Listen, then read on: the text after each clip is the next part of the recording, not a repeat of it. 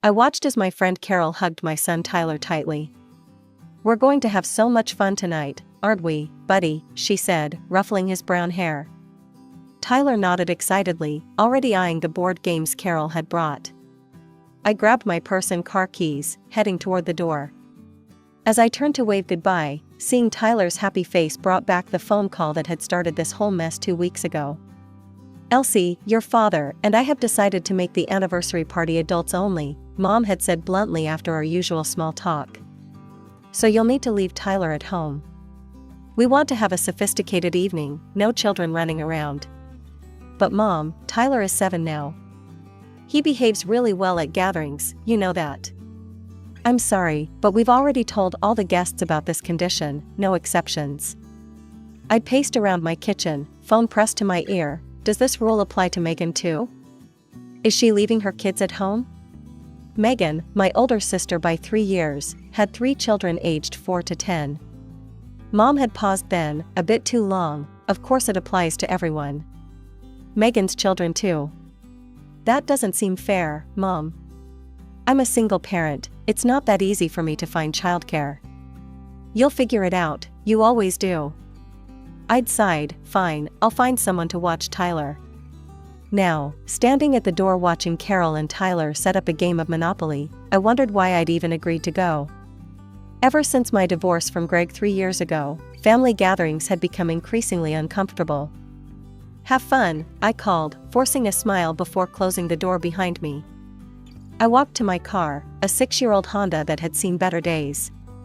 In the back seat was a wrapped box containing an expensive robot vacuum cleaner. My parents had complained for months about how hard it was getting to clean their big house. I'd saved for 3 months to buy it, even though I could barely afford my own bills these days.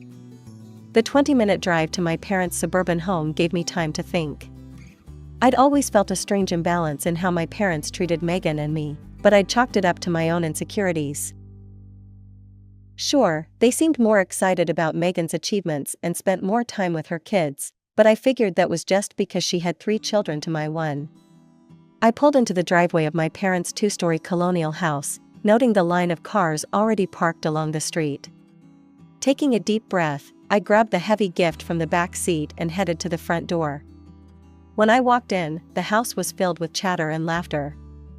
About 20 people milled around the living room and kitchen, aunts, uncles, family friends, all dressed in their semi-formal best. And just as Mom had promised, there wasn't a child in sight. "Elsie," finally, Mom rushed over, looking elegant in a blue dress, her gray-streaked hair styled perfectly. Instead of taking the gift I was struggling to hold, she grabbed my arm. "Come help me in the kitchen. We need to get the appetizers out." "Can I say hello to everyone first?" I asked, nodding toward Aunt Linda who I hadn't seen in months. "There'll be time for that later, the food is more important right now." I set my gift with the others on a side table. "Where's Megan? Shouldn't she be helping too?" Mom waved her hand dismissively, "She's running late." "She'll be here soon, now come on." I followed Mom into the kitchen, feeling that familiar sting. Of course Megan was late, and of course it was fine. If I had been late, I'd never hear the end of it. For the next 30 minutes, I arranged cheese platters, filled water glasses, and set out napkins while Mom directed me like a drill sergeant. Through the kitchen doorway, I could see relatives laughing and catching up, something I was apparently not allowed to do. Finally, Dad called everyone to the dining room. My father, still handsome at 65 with his full head of silver hair, stood at the head of the table. He'd always been quieter than Mom, letting her make most of the decisions, including how to treat their daughters. I took my assigned seat, noticing that 2 places next to my parents remained empty, clearly reserved for Megan and her husband Dan. As we all settled in, Dad began to say a few words, thanking everyone for coming to celebrate their milestone anniversary. Just as people started making toasts and my uncle was about to present his gift, the front door burst open. And there was Megan, her husband Dan behind her, and all 3 of their children, Emma, Jackson, and little Lily, tumbling in behind them. My jaw dropped. I looked toward my parents, expecting shock or at least mild disapproval. Instead, Mom jumped up from her seat with a delighted, "There they are." She rushed over to hug each grandchild, cooing and fussing over them. Dad beamed proudly.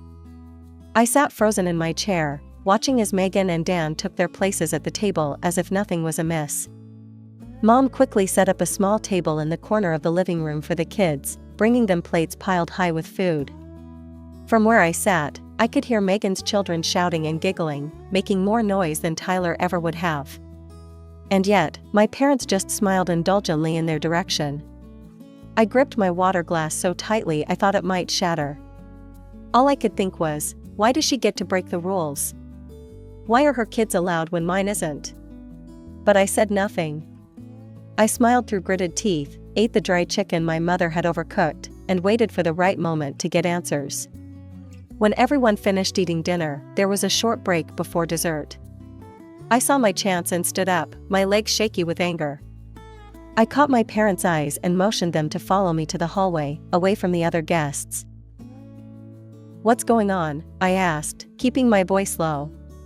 "Why are Megan's kids here when you specifically told me not to bring Tyler?" My parents exchanged uncomfortable glances. Mom opened her mouth to speak, but before she could answer, Megan appeared beside us, champagne glass in hand. "What's the problem, Elsie?" she asked with that smug smile I knew too well. "I'm trying to understand why the no kids rule apparently doesn't apply to you." Megan let out a short laugh, because they made an exception for me, obviously. "The rules don't apply to me the same way they do to you." I stared at her, then turned back to my parents. "Is that true? Tyler is well behaved. He would have sat quietly through dinner. Why wasn't he allowed to come?" Mom finally sighed. "It's just, Megan's children they're special to us." "What?" The word came out as a whisper. Megan stepped closer, her voice low enough that only we could hear. "It's always been pretty obvious they love my kids more than they love Tyler. You should just accept it already." I turned to my parents, waiting for them to jump in, to defend their love for their only grandson. But Mom just nodded slightly, and Dad remained silent. The room seemed to tilt around me. All these years, I'd told myself I was imagining the favoritism, that I was being paranoid or overly sensitive. But here it was, out in the open at last. Without another word, I walked back to the dining room, grabbed my purse, and headed for the door. My throat felt tight, like I might cry or scream if I opened my mouth. I simply walked out the door, got in my car, and drove home.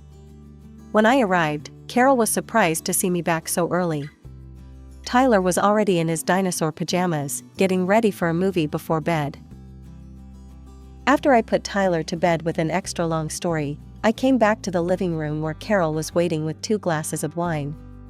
"So what happened?" she asked, handing me a glass. I told her everything, about Megan's kids being there, about the confrontation, and my mother's awful confirmation. "Wow," Carol said when I finished, "I don't even know what to say." "What do you want to do?" I sipped my wine, the question echoing in my head, "I need to think." After Carol left, I couldn't sleep. I sat on my couch in the dark, memories flooding back one after another, all the signs I'd ignored over the years. When Tyler was born, my parents visited for exactly 1 day. When each of Megan's kids was born, they stayed for a week, cooking and cleaning and doting on the babies. Anytime I asked them to babysit Tyler, they had an excuse. Dad's back was acting up, Mom had a hair appointment, they were too tired. But they regularly took Megan's kids for entire weekends. The worst was during my divorce. I was drowning in legal meetings and court appearances because Greg was fighting me for every cent. I begged my parents to watch Tyler, who was only 3 at the time. "We can do it," Mom had said, "but we'll need to be compensated for our time." I'd been shocked. "You want me to pay you to watch your grandson?" "Childcare is expensive these days," Dad had added, "we're on a fixed income." So I paid them, the going rate for a professional babysitter in our area, which they had researched and presented to me. Meanwhile, they regularly watched Megan's kids for free. There was the time Tyler got the flu. I couldn't miss work, I'd already taken too many days off dealing with divorce proceedings. When I called my parents, Mom said, "We'll need double the usual rate if he's sick. We can't risk catching something at our age." And the Christmas gifts, Megan's kids always got expensive electronics, clothes from trendy stores, and the latest toys. Tyler got practical items, socks, educational books, a cheap watch last year that broke within a week. How had I not seen it clearly before? Or rather, how had I allowed myself to keep making excuses for them? And then there was the money. 3 years ago, Mom had called me in tears. The property taxes went up again, she'd said. And with your father's medication costs, we just can't make ends meet anymore. I'd immediately offered to help. How much do you need? Maybe $1,000 a month, she'd suggested tentatively. Just until we get back on our feet. 3 years later, I was still sending them $1,000 every month, no questions asked. Money that could have gone into Tyler's college fund.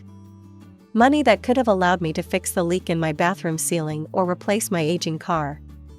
And Megan, she was always calling with some financial emergency too. Her car needed repairs. One of the kids needed dental work not covered by insurance. She and Dan wanted to take the kids to Disney but were a little short. By morning, I had made some decisions. The first thing I did was grab my phone and open my banking app. I found the recurring transfer to my parents' account and canceled it.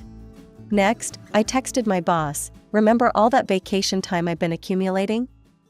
I'd like to take 2 weeks, starting as soon as possible. Steve texted back almost immediately, about time. You've earned it, how's next Monday sound? I smiled for the first time in what felt like days. Then I opened my laptop and started searching for vacation packages to Hawaii. Tyler had been begging to see real volcanoes since his dinosaur phase began, and I'd always told him someday. Why not now? Within an hour, I had booked flights and a beachfront hotel in Maui for the following week. It cost nearly all of my savings, but for once, I didn't feel guilty about spending money on ourselves. When Tyler woke up, I made him chocolate chip pancakes, a special treat for weekends only, usually. Guess what? I said as he drenched his stack in maple syrup. How would you like to go see real volcanoes in Hawaii? He launched himself at me, sticky hands and all, hugging me tightly. This is the best day ever. The days leading up to our vacation passed quickly. My parents called several times, but I let their calls go to voicemail. I wasn't ready to talk to them yet. I needed this time away to think clearly. 5 days after the anniversary party, my phone lit up with Mom's number while I was making dinner. I ignored it as usual, but then she called again immediately. And again. By the 4th call, I was worried something might be wrong, so I answered, "Hello? Elsie, did you forget something?" Mom's voice was sharp, no greeting. I paused, mentally checking my calendar. No, I don't think so. The money, Elsie, the transfer didn't go through this month. So that's what this was about. Not concern for me, not an apology for what happened at the party, just the money. I didn't forget, I said quietly. I canceled the transfer. I'm not sending money anymore. You can't do that. Her voice rose in panic. We're counting on that money for our bills. I'm sure Megan will help you out, I said, surprised by how calm I felt. Ask her. She's the one with the special children you love so much. Elsie, that's not fair, you know we love. Don't, I cut her off. Don't say you love Tyler the same way. We both know it's not true. And while you're talking to Megan, tell her I won't be helping her out financially anymore either. I hung up, feeling a strange mixture of guilt and relief. My phone immediately started ringing again, but I turned it off. The next day, we left for Hawaii. As our plane took off, I felt a weight lifting from my shoulders. For 2 weeks, it would be just Tyler and me, with no family drama, no financial burdens, no painful reminders of where I stood with my parents. Hawaii was everything we'd hoped for and more. Tyler was fascinated by the volcanoes, thrilled by the ocean waves, and enchanted by the luau dancers. I took hundreds of photos of his smiling face and found myself smiling just as much. We were having breakfast by the pool on our 3rd day when my phone, which I'd finally turned back on, started buzzing nonstop with text notifications. First from Mom. We can't believe you'd abandon us like this, after all we've done for you. Then Dad, your mother is very upset, you need to call her right away. Megan, what the hell, Elsie? Mom says you cut them off, they're your parents. I put the phone down without responding. The barrage of texts and calls continued throughout our vacation. My parents alternated between guilt trips, angry demands, and pleas for understanding. Megan's messages grew increasingly hostile, calling me selfish and heartless. I stopped reading them after the 5th day. Instead, I focused on building sandcastles with Tyler, teaching him to snorkel, and watching the sunset over the ocean each night. "This is the best trip ever," Tyler said on our last evening, as we sat on the beach eating shave ice. "Can we do this every year?" "Maybe not Hawaii every year," I laughed, "but yes, we'll take more trips together. I promise." When we returned home, tanned and refreshed, I had almost forgotten about the family situation. That illusion lasted less than 24 hours. I had just finished unpacking our suitcases the next afternoon when there was a loud knock at the door. Looking through the peephole, I saw my parents and Megan standing in the hallway of my apartment building. I opened the door partway, keeping the chain latched. "What are you doing here?" "We need to talk," Dad said, his voice firm but his eyes nervous. "I don't think we have anything to discuss." Megan pushed forward. "Elsie, honey, we've thought about what happened, and we realize we were wrong. We shouldn't have let Megan bring her children to the party when we told you not to bring Tyler." "We're really sorry," Dad added. "Can we come in and talk about this?" I might have believed them if Megan hadn't rolled her eyes behind their backs. This wasn't sincere regret, this was just about getting the money flowing again. "I don't think so," I said. "You're only here because I stopped paying you. If I hadn't done that, you'd never have acknowledged there was even a problem." "That's not true," Mom protested, but her eyes slid away from mine. "Look," Megan cut in, "just grow up and start helping them again. They need the money, and you know it." "And what about you, Megan? Are you helping them financially?" She crossed her arms. "I have 3 kids to support." "And I have one," I replied. "One that I'm saving for now, because he matters to me even if he doesn't matter to his grandparents." Mom's face hardened. "If this is how you want to be, fine. But I'm going to let the whole family know how you've turned your back on us. How you've decided money is more important than family." I almost laughed at the irony. "Do whatever you need to do, Mom. I really don't care anymore." "You'll regret this," Megan hissed as I started to close the door. "No," I said, looking her directly in the eyes, "I really won't. And if you all don't stop calling and showing up uninvited, I'll file a harassment complaint with the police." I shut the door firmly, turned the deadbolt, and leaned against it. I could hear them arguing in the hallway for a few minutes before they finally left. Tyler emerged from his bedroom, where he'd been playing with the souvenirs we'd brought back. "Was that Grandma and Grandpa? Are they mad at us?" I knelt down to his level. "They're upset, but not because of anything you did. It's grown-up stuff, and you don't need to worry about it."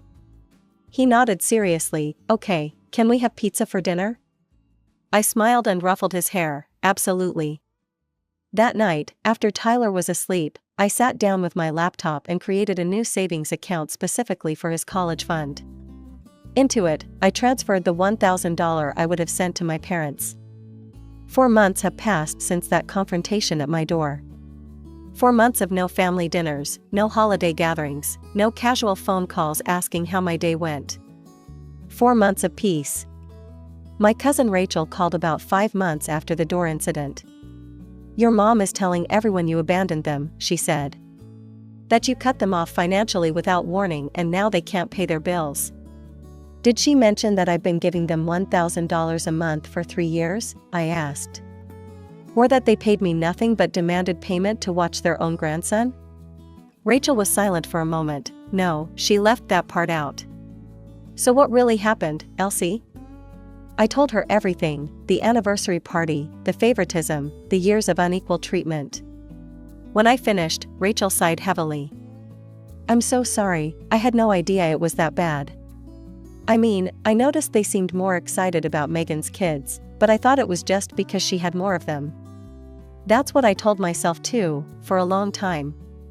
Rachel hesitated before continuing. "Your mom got a part-time job at the library.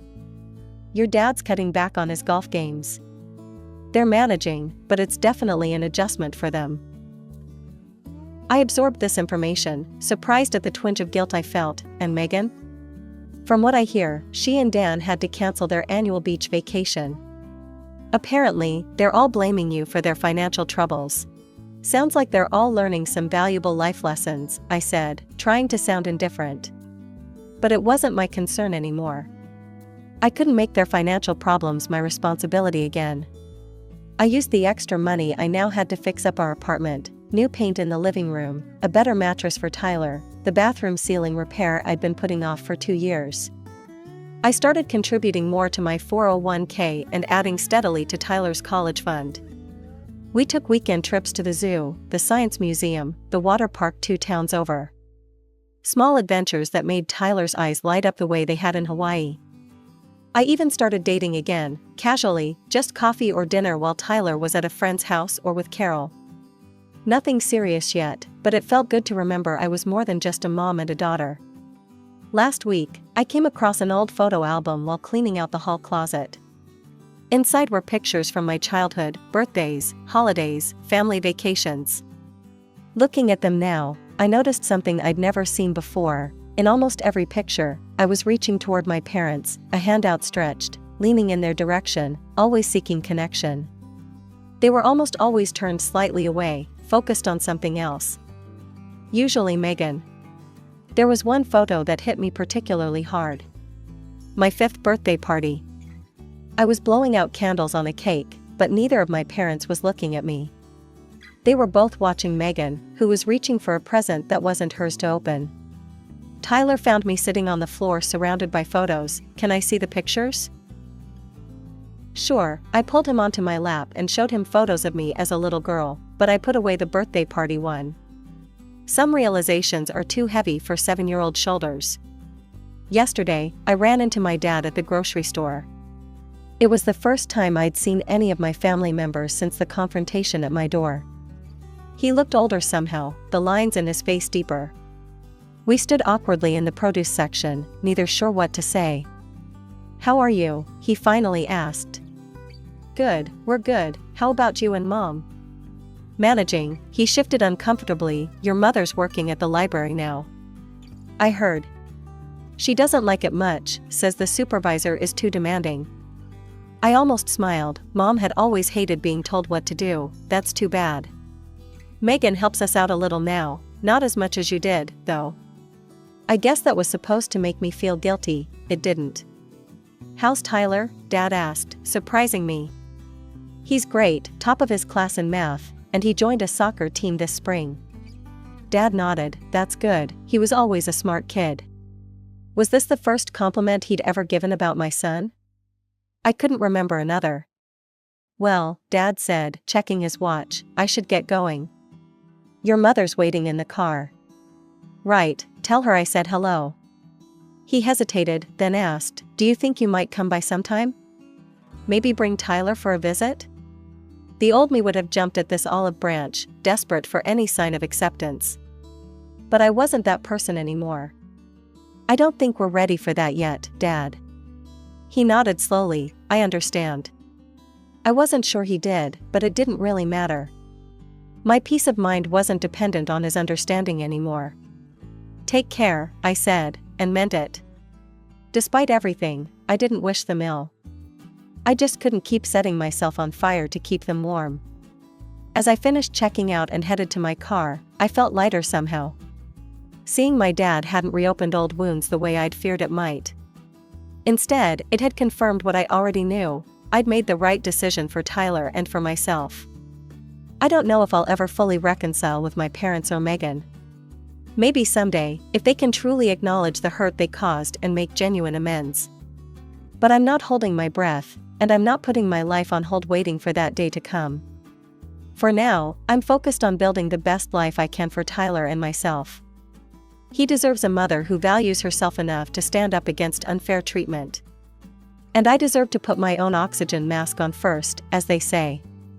Life is too short to spend it chasing approval that never comes. Too precious to waste on people who can't or won't love you the way you deserve to be loved. I've finally learned that lesson, and painful as it was, I'm grateful for it.